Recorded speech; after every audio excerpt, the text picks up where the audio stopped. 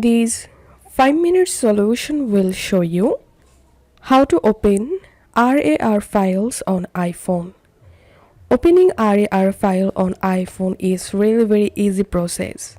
So first of all, go to your App Store and search here iZip, and all you have to do is just install this app on your iPhone, then open the app.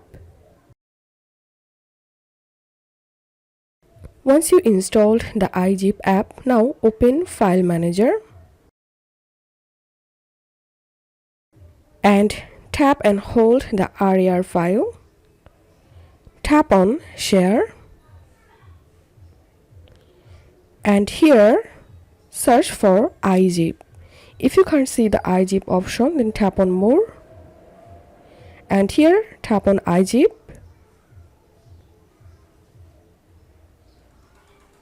Tap on OK.